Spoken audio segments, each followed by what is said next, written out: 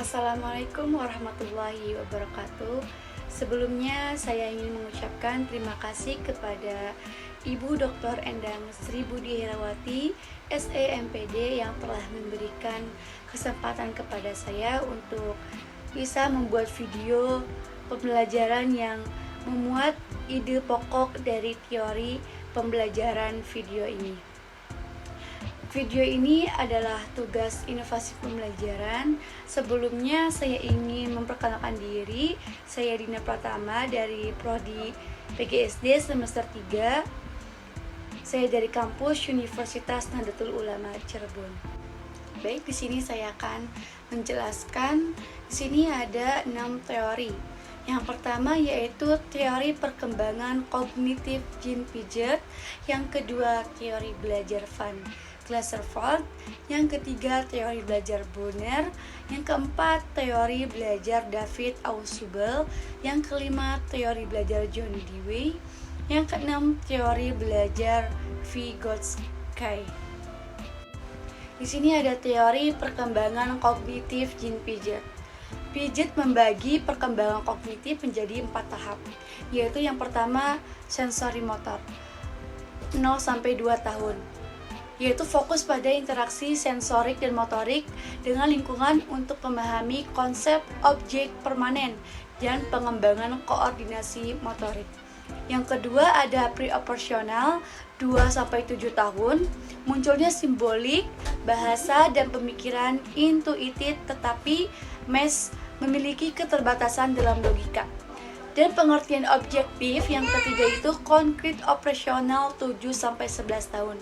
Mampu berpikir secara konkret dan memahami operasi logika. Termasuk konsep konservasi dan seriasi.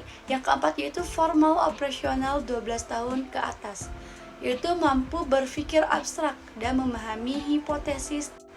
Yang kedua teori perkembangan Van Glaserveld. Teori belajar konstruktivis sosial yang dikembangkan oleh Ernst von Glaserveld dikenal dengan nama radikal konstruktivisme atau konstruktivisme epistemologis. Teori belajar Van Glaserveld menggeser fokus dari pendekatan transmisional guru sebagai sampai pengetahuan ke pendekatan konstruktivis siswa sebagai konstruktor pengetahuan mereka sendiri. Hal ini mendorong pendekatan pembelajaran yang lebih terbuka, interaktif, dan responsif terhadap kebutuhan dan pengalaman unik setiap siswa. Yang ketiga yaitu teori perkembangan Brunner. Teori belajar Brunner dikembangkan oleh psikolog pendidikan Jeroen. Brunner mengacu pada kerangka konseptual yang menekankan peran aktif individu dalam mengonstruksi pengetahuan dan makna melalui pengalaman belajar. Brunner menekankan pada pembelajaran aktif atau yang disebut dengan active learning. Konstruktivisme pembelajaran sebagai proses konstruksi pengetahuan. Discovery learning mendorong siswa untuk menemukan dan mengonstruksi pengetahuan sendiri melalui eksplorasi, eksperimen, dan pengalaman langsung. Teori belajar Brunner memberikan landasan untuk pengembangan strategi pembelajaran yang lebih interaktif, mendorong eksplorasi aktif, dan memahami kebutuhan unik setiap siswa. Yang keempat, teori perkembangan David Ausubel. Materi yang dipelajari diasimilasikan dan dihubungkan dengan pengetahuan yang telah dimiliki siswa dalam bentuk struktur kognitif. Struktur kognitif merupakan struktur organisasional yang dalam ingatan seseorang yang mengintegrasikan unsur-unsur pengetahuan yang terpisah-pisah ke dalam satu unit konseptual. Teori kognitif banyak memusatkan perhatiannya pada konsepsi bahwa perolehan dan retensi pengetahuan baru merupakan fungsi dari struktur kognitif yang telah dimiliki oleh siswa. Dikatakan bahwa pengetahuan di organisasi dalam ingatan seseorang dalam struktur hierarkis. Demikian juga pengetahuan yang lebih umum itu yang diperoleh lebih dulu oleh seseorang akan dapat memudahkan perolehan. Teori yang kelima yaitu teori perkembangan John Dewey. Dengan kata lain, Walaupun ia mengakui adanya perubahan-perubahan mental dalam diri seseorang selama proses belajar, namun ia menganggap hal-hal tersebut sebagai faktor yang tak perlu diperhitungkan. Ia tetap mengakui bahwa perubahan-perubahan mental dalam benak siswa itu penting. Namun semua itu tidak dapat menjelaskan apakah seorang telah belajar atau belum, karena tidak dapat diamati.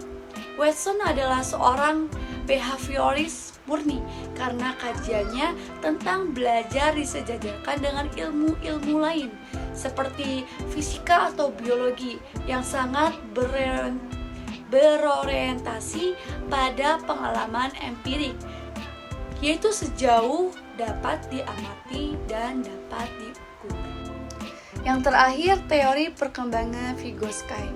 Teori belajar konstruktivistik atau yang sering disebut sebagai teori belajar sosiokultur merupakan teori belajar yang titik tekan utamanya adalah pada bagaimana seseorang belajar dengan bantuan orang lain dalam suatu zona keterbatasan dirinya, yaitu zona proximal development atau disebut zona perkembangan proksimal dan mediasi, di mana anak dalam perkembangannya membutuhkan orang lain untuk memahami sesuatu dan memecahkan masalah yang dihadapinya.